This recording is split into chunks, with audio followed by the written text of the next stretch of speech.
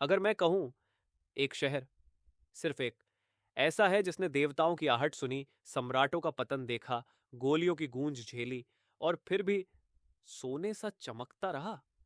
आप देख रहे हैं एंशिएंट पाथ्स, मॉडर्न टाइज, एक ऐसा सफर जहां हम भारत की भूली बिसरी विरासत को फिर से खोजते हैं और ये समझते हैं कि हमारी प्राचीन सोच आज के मॉडर्न वर्ल्ड को कैसे डायरेक्शन दे सकती है। आज हम चलेंगे एक ऐसे शहर की ओर जो सिर्फ ईंट पत्थरों का ढांचा नहीं, बल्कि आस्था, संघर्ष और संस्कृति की आत्मा है। अमृतसर, एक ऐसी जगह जहां चुपचाप भक्ति जन्मी, जहां सम्राटों ने संतों के आगे सिर झुकाया और जहां भारत की आत्मा लहूलुहान हुई, लेकिन कभी झुकी नहीं।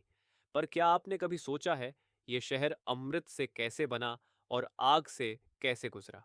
अगर इतिहास ने यहाँ कुछ और रास्ता लिया होता तो क्या भारत की संस्कृति और भी समृद्ध होती?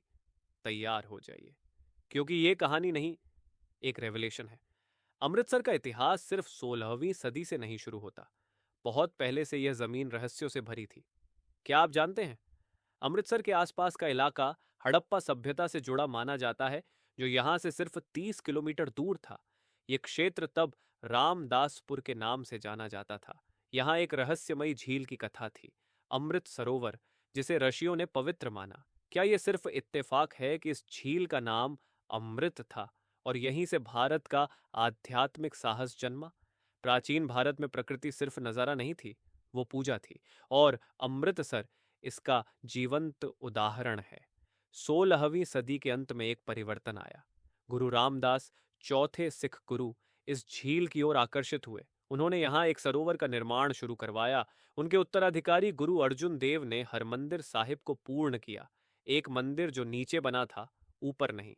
रेटोरिकल हुक, जब दुनिया ऊपर चढ़ने की होड़ में थी, सिख धर्म ने शुरुआत की नीचे झुककर। 1604 में यहाँ आदि ग्रंथ की स्थापना हुई। अब यह जगह सिर्फ एक शहर नहीं रही, it had become a spiritual capital. लेकिन जहाँ आस्था होती है, वहाँ अग्नि भी आती है, और अग्नि पास ही थी। यह धर्म, सेवा, समानता और साहस पर खड़ा हुआ, जो मुगल जमाने की जुल्म भरी व्यवस्था से बिल्कुल अलग था। आज भी ये मूल्य, इक्वालिटी और रेजिस्टेंस, भारत के मॉडर्न मूवमेंट्स में गूंजते हैं। अब चलते हैं 13 अप्रैल 1919 की ओर, बैसाखी, फसल का त्योहार और खालसा की जयंती। लोग शांति से इकट्ठा हुए थे जलियांवाला बाग में, लेकिन जनरल डायर के आदेश पर ब्रिटिश सेना ने गोलियां चला दी, बिना चेतावनी, बिना रास्ता छोड़े। डर और क्रोध, 1000 से ज्यादा निर्दोष लोग मारे गए और ब्रिटिश सरकार ने खेद भी नहीं जताया। वो कहते हैं इतिहास विजेताओं द्वारा लिखा जाता है, लेकिन अमृतसर की मिट्टी सब याद रखती है। यही क्रोध था जिससे ऊधम सिंह पैदा हुए, जिन्होंने जनरल डायर के सुपीरियर को लंदन में जाकर मारा। यह शहर क्रांति का केंद्र बन गया। अगर जलियांवाला बाग न हुआ होता तो क्या आज़ादी देर से आती या ज्यादा शांतिपूर्वक? 1947 में अमृतसर और लाहौर अलग हो गए, दो सांस्कृतिक जुड़वां शहर बंट गए। फिर आया 1984, जब स्वर्ण मंदिर, शांति का प्रतीक, एक युद्ध का मैदान बन गया। क्या एक ऐसा शहर जहां हर दीवार ने खून देखा है, अब भी ईश्वर का प्रतिबिंब दिखा सकता है?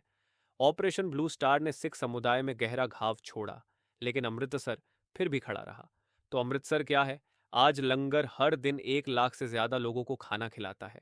यहाँ हर धर्म का इंसान सर झुकाता है, और यह शहर इंडो पक डिप्लोमेसी का नर्व सेंटर बन गया है। ये सिर्फ एक शहर नहीं, एक दर्पण है, हमारे अतीत का, हमारे दर्द का और हमारी आस्था का।